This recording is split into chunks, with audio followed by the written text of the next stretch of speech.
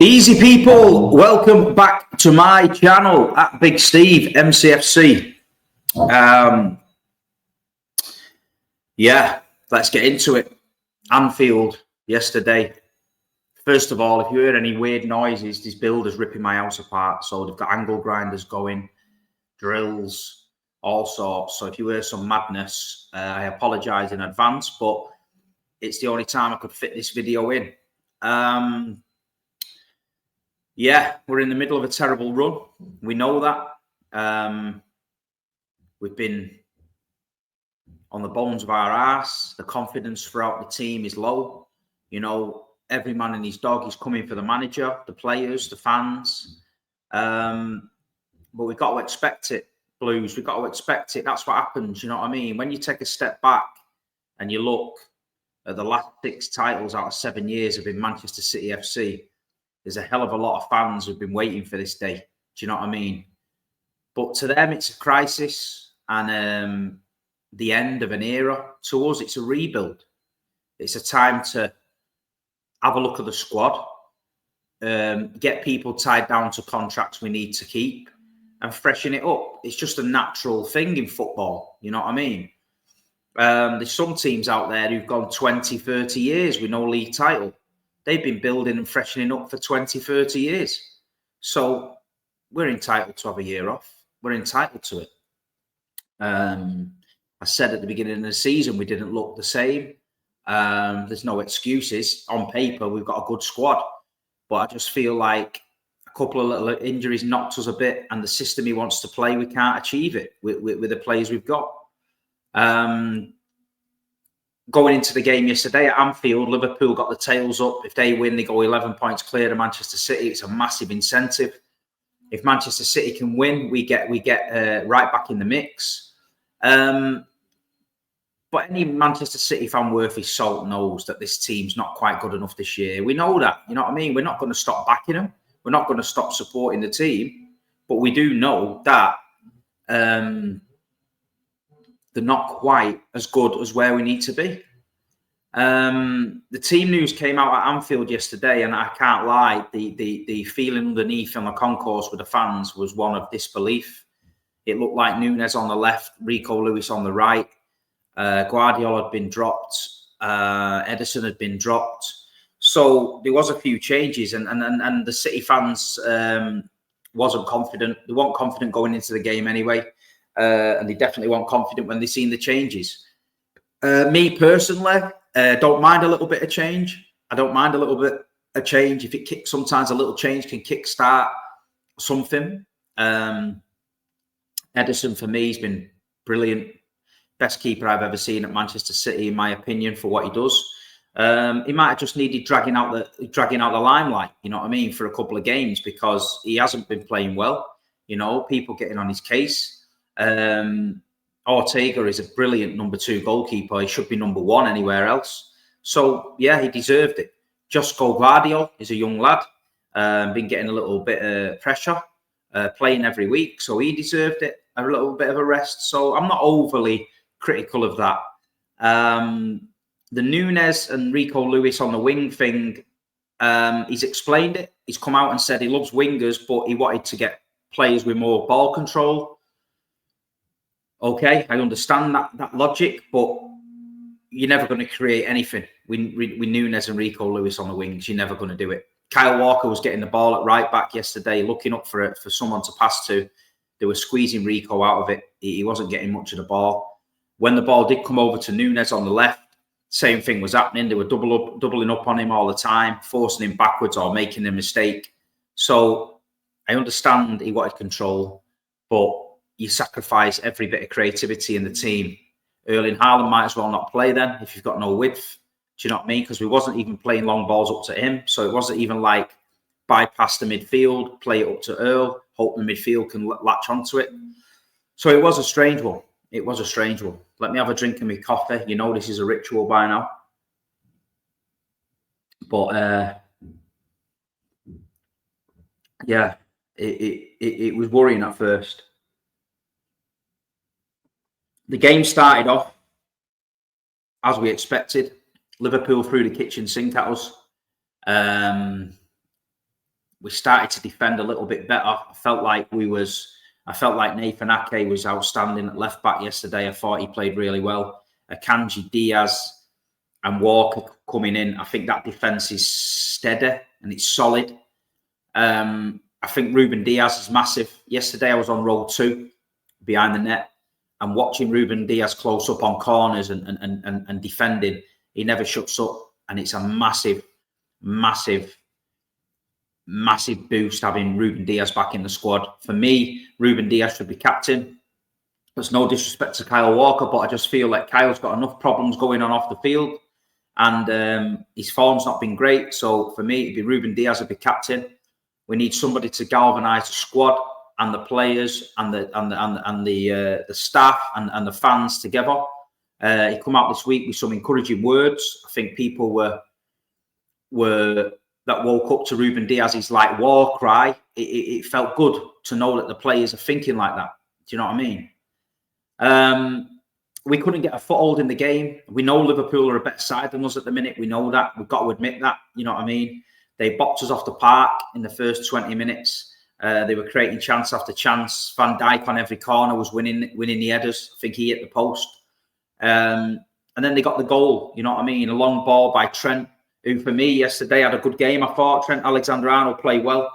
He had a great his range of passes. You can see him. You know, sometimes when he's up against out and out wingers and it's on him, you know, he's not the best defensively. But if you give him time on the ball and let him spray that ball about like City did yesterday, then you're going to get punished. You know, he's spraying balls about. Ball comes across the box and Cody Gakpo taps it in 1-0, and then you're thinking, right, hold on a minute, floodgates are going to open. But it didn't happen. You know what I mean? We defended well. We didn't create anything first half of note, really. We just defended well and got to half time. The feeling at half time amongst the City fans was, you know, we've got players on the bench that can change a game. We had Kevin De Bruyne, Grealish, Doku, Sabinho on the bench. So you're thinking, okay, if we can get to 60, 70 minutes, maybe we can change something and nick something. I mean, that's not ideal, and that's not the way I want to speak about the football team, that we go there and nick something. It's not something we do. We should be going there toe to toe. But that is a situation we are in at the minute, Blues. That is the situation we find ourselves in at the minute.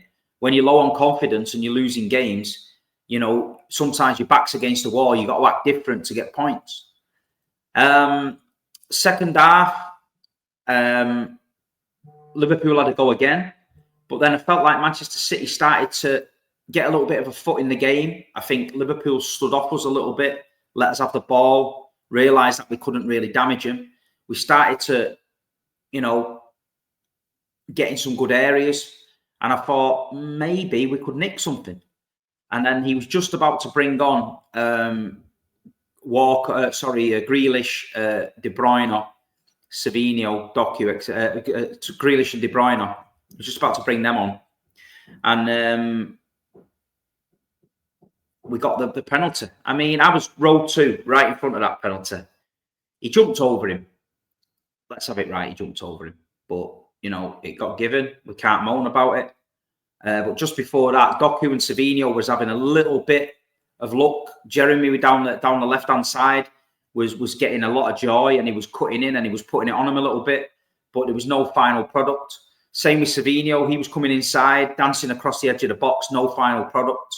But I feel like we were doing all right. Bang, Mo Salah steps up. Penalty, 2-0, game over. Finished. That's it. Finished. We wasn't coming back from that. We huffed and puffed a little bit after that. Kevin De Bruyne went through. 1-on-1, missed. Maybe could have squared it to Haaland. That was the only chance of the game. But from a Manchester City fan, it wasn't a good performance. But was it better than previous performances this season? Yes. Was there any positives to take out of it? I think yes. I feel like the defence was a lot better than what it was. I feel like when Jeremy Doku and Sabinho came on as well, we looked dangerous. But for me, it's the middle of the park. There's talk this morning about Jack Grealish coming in the middle. Why not? We've been saying that for years. Jack Grealish in the 10. Phil Foden's got a lack of confidence. He's not playing well at the minute. I don't know what's wrong with Phil. Does he need a little spell out? Is he carrying an injury? We don't know. It's not working for him at the minute. For me, Jack Grealish in the 10. We've been saying it for years. Use him in there. Use Jack Grealish in the 10. He can keep the ball. He can control it. He can dictate the play. He can go left. He can go right. He can cut in. He can shoot. He was like that at Aston Villa. Use him, Pep. Use him. You know what I mean? I thought Ruben Diaz coming in made us a lot better, a lot sharper. I felt like Nathan Ake, I've got to give him a special mention yesterday, up against Mo Salah. I feel like Ake was outstanding for us. I felt like he was on it. Do you know what I mean? But it's the midfield where the problem is. We know that. İlkay Gundogan's not got the legs anymore. Love İlkay Gundogan. Love him to death.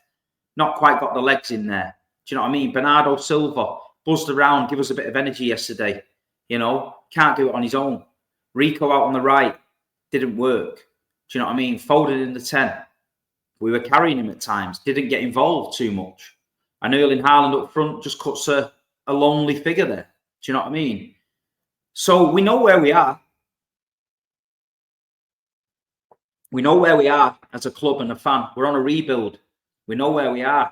And listen, you're not going to throw the towel in on a title with this Manchester City team because we've seen it before against Man United, 6 games to go, 8 behind, won the league. Do you know what I mean? April the other year, we were 11 off Liverpool, 12 off Liverpool, I think. We won the league.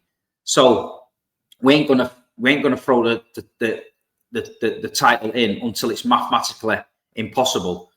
But we've got to be realistic. Take a step back, take the Man City specs off, yeah? Look at the situation. We're not good enough. Liverpool have got to lose 4. We've got to win every game. We're not going to win every game. Not with this side. Unfortunately, not with this side. We've got to get to January. We've got to get bodies through the door. We've got to get people back fit. And we've got to go again, people. We've got to go again. It's a freshen up. We need to reset. Top 4 is the must. And let's not forget this, people. Yeah? These teams said they cannot win against Manchester City. They're a machine. They cheated. You're this, you're that. Nobody's mentioned the charges anymore because Man City ain't winning. So nobody wants to mention that. But this is Arsenal's year. They told us when Man City slip, Arsenal will be there. Okay. Man City have slipped. We're out of the title race now. It's you and Liverpool. Go toe-to-toe with Liverpool. Go for it. Arsenal look a good side. Liverpool look a good side. Chelsea are going under the radar, picking up points. Got a great run of games coming up. They're going to be up there. Man United have got a new manager bounce. So they've all got these great things going for them. Manchester City are in crisis. Let us have our crisis. Because none of our crisis will not last as long as their crisis. It ain't going to be a 20-year crisis like at Arsenal. It's not going to be a 1 in 33-year crisis like Liverpool. It's not going to be a 20-year crisis like Man United. So we can have a 1-season crisis, people. You know what I mean? We can have a 2-season crisis if we want. When you look back at the history of the Premier League and you've won 6 out of 7 Premier Leagues, you've won the treble, we've not been on a bad run. Are we used to a certain standard? Of course we are. Are we well below that standard? Of course we are. The football club set the standard for me. I said it. Manchester City set the standard here. That's the standard. That's the bar. So these performances you're seeing now, they're not up to our standard. But we've got to be realistic. We've got to look at the players. We've got to look at the age of the players. We've got to look at the squad. Jeremy Doku, Savinho coming. They're young. They're not quite there. We lost Riyad Mahrez. Nobody replaced him. Do you know what I mean? İlkay Gundogan that left is not the İlkay Gundogan that came back. Do you know what I mean? We've got Kovacic getting on. We've got Kevin getting on. Do you know what I mean? Jack's even getting on to his 30s now. You know, İlkay's too old. Akanji's getting up there. Walker's too old. You know, so it's just a natural thing that's happened that maybe, well, no, I'm not saying maybe. Man City's took the eye off the ball. They took the eye off the ball, and they're usually quite good at freshening up a team. And last summer's recruitment didn't happen, didn't work for whatever reason. And we found ourselves in this situation.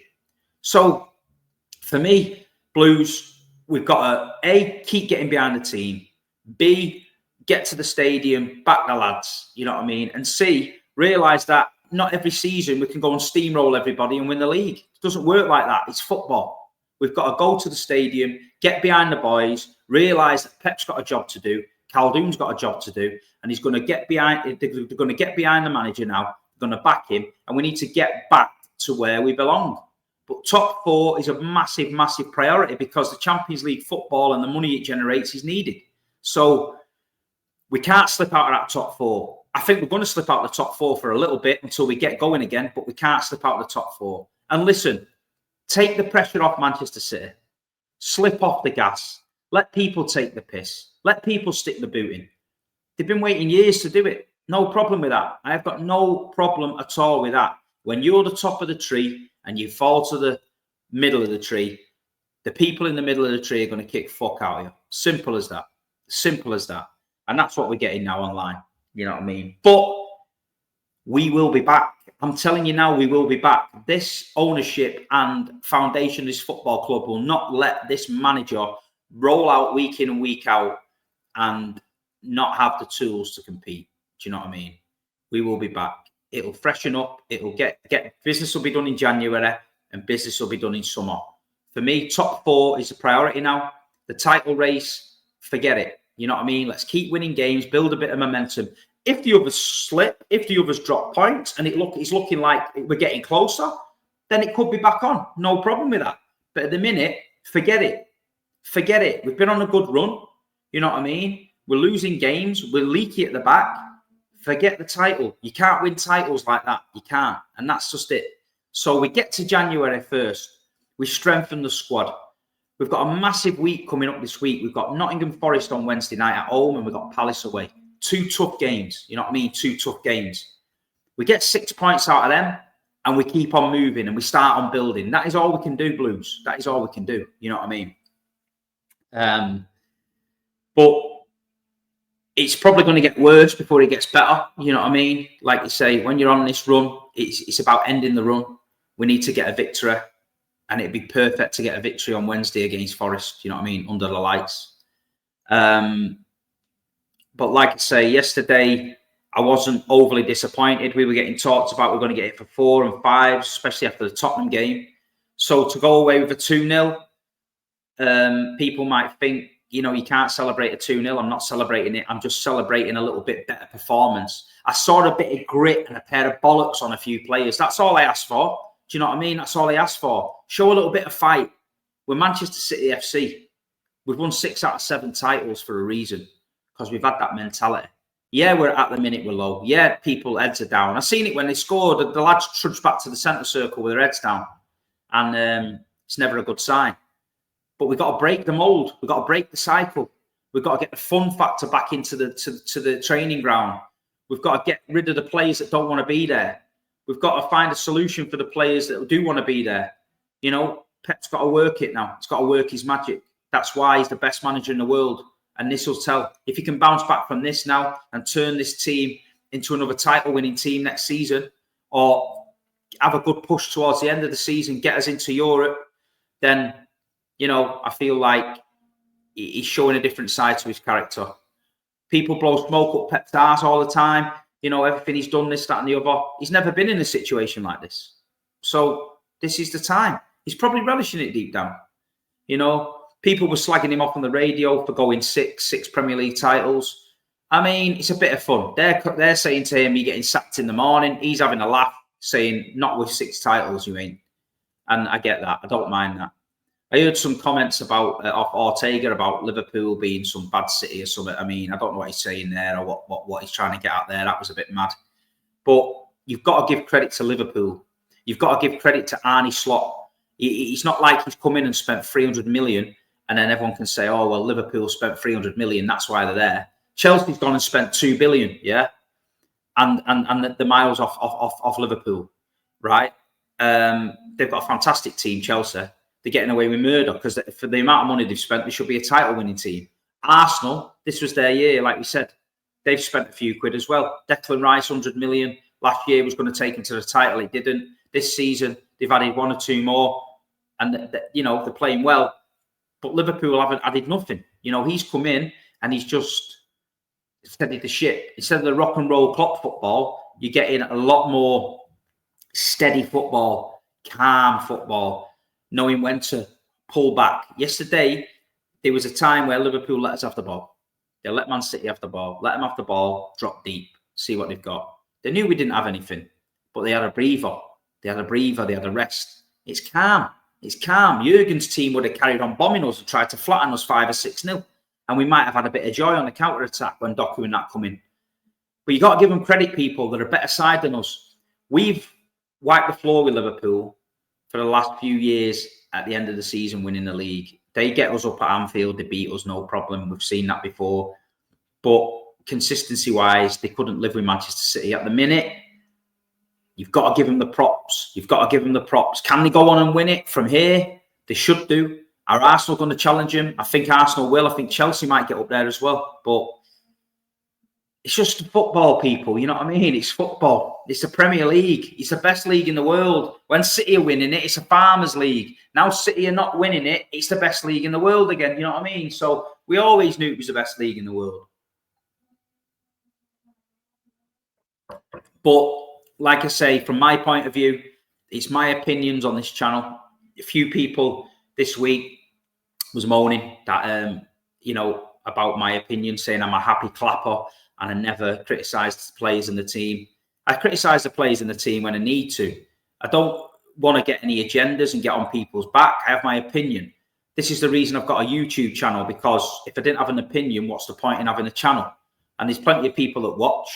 Am I the biggest YouTube channel in the world? No. I do 1 video a week. I'm grateful for the followers I've got and the people that watch me.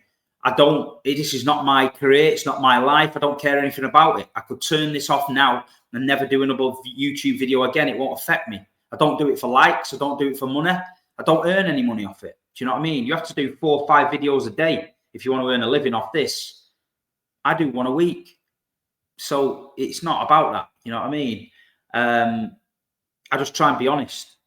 And if you don't agree with my opinions, that's fine. Leave me a message. We'll talk about it. Anyone that leaves me abusive messages is just getting blocked. There's an admin on this channel now that runs through the comments. He just blocks them all. So if I'm going to do it, I just want a nice community, good community of City fans and football fans. Yesterday at Anfield, I met 4 Liverpool fans that asked to meet me. And they're fans I interact with every day. I've had good banter with them for years. Even when Man City was winning the league and they were losing at one point, it's been good banter. The Liverpool fans are all right with me. I think a lot of them respect the fact that I go to the games. I don't just sit in my bedroom and talk bollocks. I'm there week in, week out, and I'm trying to represent the City fans and myself as a decent football fan. But anyway, that's another thing. I know people are disappointed. I know people are upset. These builders are breaking my house up to death. I know you're going to get grief, but you've got to take it on the chin, man. You've got to take it on the chin. You take the rough with the smooth. We're Manchester City FC. You know what I mean? You know the song, we never win at home and we never win away. You know what I mean? Don't worry about it. Get your chest out there. 6 out of 7 titles, the treble. We've been on a fantastic run. And I'm guaranteed this now. Listen to this now. Yeah, the 2nd of December 2024, Pep Guardiola will go again. He will get it right and we go again. Please leave a like on the video. Please subscribe to my video. And listen, here's another thing. When you see all these videos of me on Twitter, I'm not on Twitter. I've never been on Twitter in my life. I don't like Twitter. Them videos are people clipping my content up from years ago and putting it on Twitter to get views. But it makes it look like I've just said that now. But any of you guys know I haven't said that now. You know what I mean? So if you see a video of me on Twitter and you think, what's he talking about? It's probably from 2 years ago. You know what I mean? But hey ho, it is what it is. You know what I mean? But anyway, thanks for the support as always. Big up to the Blues. Travelled to Anfield. It wasn't our day. Great to meet a lot of you guys yesterday. Big up to the Liverpool fans that come and said hello. Listen, the title is in your hands now. You've got a great team, a fantastic football team, a great manager, and you've got the momentum. So, you know, the ball's in your court. And let's go to Nottingham Forest at home on Wednesday. And let's see if we can get behind these boys and get a win under our belt. Listen, thanks for the love, people. Speak to you soon. Come on, the Blues.